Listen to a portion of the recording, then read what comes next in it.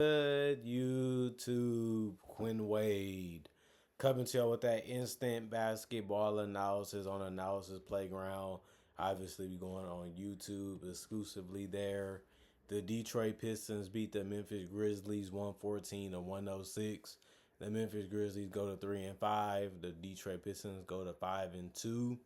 Detroit 32 to 25 in the first quarter. They won that one and also won the second quarter 26 to 23. And then the Memphis Grizzlies won the third quarter 26 to 30, 26 to 25. And then they also won the fourth quarter 32 to 31. But it wasn't enough to beat the Detroit Pistons as Cade was able to finish them off with a mid-range 2 and a 3 to make sure they wasn't going to win this one and keep his team ahead is all he was trying to do when he took those shots. And that he did. Duncan Robinson, 40 minutes, 11 points, 4 rebounds, 1 assist, 1 turnover, 4 of 10 from the field, 40%, 3 of 9 from 3, 33%, 2 personal fouls and a +6 and a plus minus. You have to like the fact that he was shooting the threes and he was knocking them down good. He cooled off a little bit, but that's all he's going to really do for you. And you're just happy that he's shooting the ball a little bit better than he was before. Isaiah Stewart, 34 minutes. He had 26 points. They kept leaving him open. And he ended up finishing with 14 rebounds. 5 of them was offensive. He also had 4 assists, 4 blocks, and a turnover. He went 9 of 18 from the field, 50%. But he did go 2 of 8 from 3. That's only 25%. He also got to the free throw line because he was pushed and bumped. And he went 6 of 6 there, 100%. He also had 1 personal foul, was a +9 and plus minus. Jalen Duren, 34 minutes, 14 points, 9 rebounds, 3 of them was offensive, 3 assists, 1 steal, 1 block, 2 turnovers, 5 of 11 from the field, 45%, 4 of 4 from the free throw line, 100%, 2 personal fouls and a +13 and plus minus. He rode hard to that rim and was able to finish strong majority of the time, but he also missed some easy ones around the rim too. But I liked his defense throughout this game.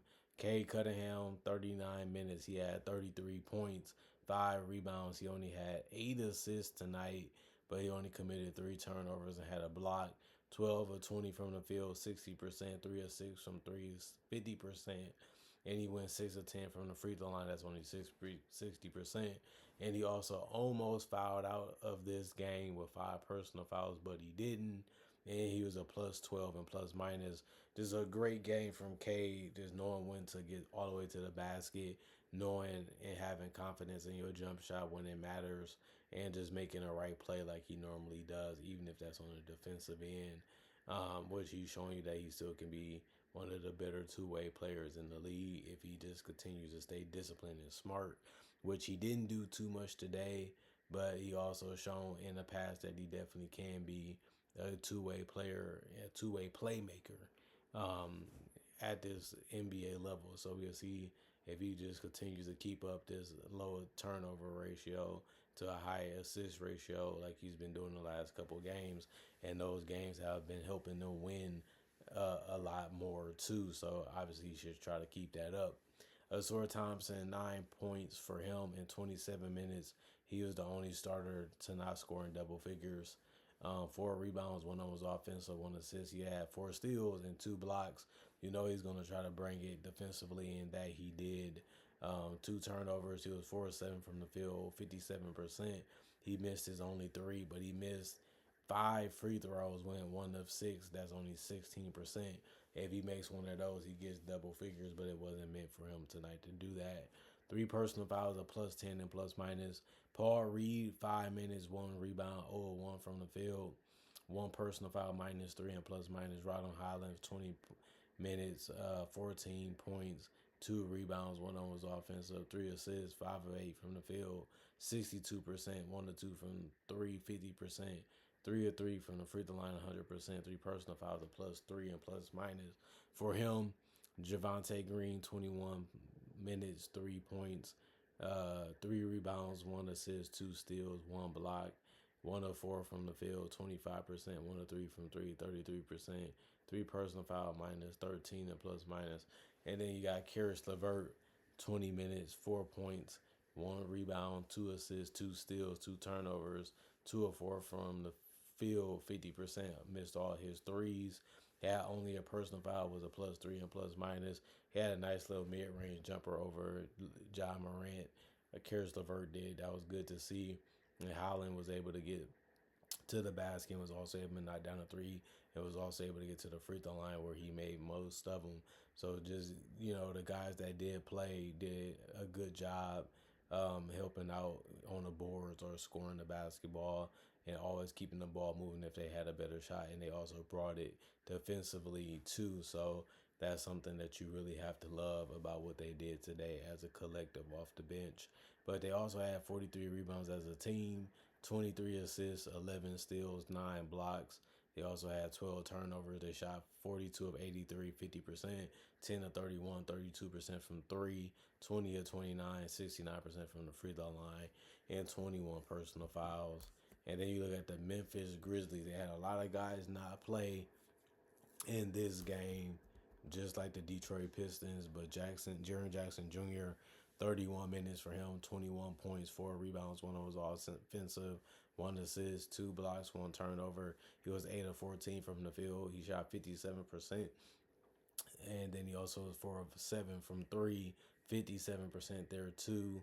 1 of 1 from the free throw line, made it, and he did have 5 personal fouls. He was a -9, and plus minus. To have that many rebounds in 31 minutes is just crazy. But he brought it when it came to trying to rotate and when it came to trying to protect the rim. Sometimes he was late, sometimes he got beat. But, he was out there trying to be the defensive force that he can without nobody else in the paint that's really threatening too much. It's hard to cover everything. But Jock Landale tried to do the best he could also. He had 30 minutes played. He had 5 rebounds, 3 was offensive with an assist. He did have 4 steals, which was great. He also had 2 turnovers. He was 5 of 9 from the field, 55%, 2 of 3 from 3, 66%, and 1 of 2 from the free throw line, 50%, 3 personal fouls, and a -2 for him. You just like the fact that he was able to space the floor when he was out there and also finish around the rim and also rebound and just have active hands, in the paint or near it. And then Jalen Wells, he played 21 minutes. He had 4 points. He had 6 rebounds. 4 was offensive with 3 assists. He was 2 of 14 from the field, 14%. And he went 0 of 7 from 3, missing all of them, even though that he had some open looks. He just couldn't get them to drop. 1 personal foul, -8 and plus minus. Kentavious Caldwell was the same. He had 25 minutes played. He only had 2 points, 4 rebounds. One of his rebounds was offensive with an assist and a steal and a block. With a turnover, he was 0 of 4 from the field, 0 of 3 from the three-point line, but he scored 2 points because he went 2 of 2 from the free throw line. It was a +2 and plus minus. Ja Morant, 35 minutes, 18 points, 10 assists, a double-double for him. 5 rebounds, 1 steal, 5 turnovers, 5 of 16 from the field, 31%. That's real bad, but he also missed all his threes, went 0 of 4. But he scored, 8 points at the free throw line, going 8 of 9 there, 88%, 2 personal fouls, and a -5 and plus minus. He had some looks that he should have just made, or some looks that he thought was good that just didn't go down for him. He did get to the floaters, he did get to the paint. He tried to shoot the threes. It just didn't happen for him. But he kept finding his teammate. They kept moving. They kept finding ways to get open. He found them early and often and ended up giving them 10 assists. And that's part of what he needs to continue to do. And he did a good job of that today. Santi Adama, 23 minutes, 11 points, 5 rebounds, 2 was offensive with an assist, and 3 turnovers, 5 of 9 from the field, 55%, 1 of 3 from the three-point line, 33% for him. He also had a personal foul and was a -14 and plus minus. It seemed like he's always around the rim and always at the three-point line when he needs to be there the most, and it works out for him. And then Cedric Howard, man, he has been special for them so far. 31 minutes, 17.6 rebounds, 1 was offensive, 2 assists, 3 turnovers, 5 of 9 from the field, 55%, 3 of 6 from 3, 50%, 4 of 4 from the free throw line, 100% for him. He also did get in foul trouble though with 5 tonight. He also had a -2 and plus minus. He had the most points off the bench, which was very, very good, and he did it in a variety of different ways. and that's either attacking the basket and layups or finishes, or just hitting a three that's there wide open, or just somebody late rotation, just having the confidence to pull it up anyway and knock it down. He was able to do those things tonight for the Memphis Grizzlies, so you have to be happy about that. Charles Bassey, 15 points. He had 15 minutes, 3 points. He also had 10 rebounds, which was tied for the most. Well, actually was the most on the team, which was great. Half of them was offensive. One assist, one steal, one block, one turnover, 1 of 3 from the field, 33%. He also went 1 of 2 from the free throw line. He also had 3 personal fouls, went -8 and plus minus. I mean, 10 rebounds in 15 minutes is just incredible.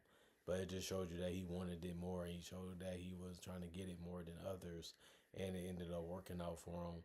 Vince Williams Jr., 15 minutes, 4 points, 2 rebounds. One was offensive, 2 assists, one steal, one block, one turnover. He was 0-3 from the field, 0-2 from three, 4-4 from the free throw line.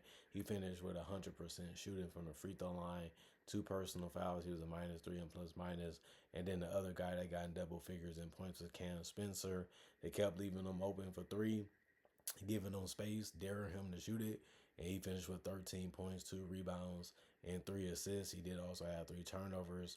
He was 4-6 from the field, 66% there.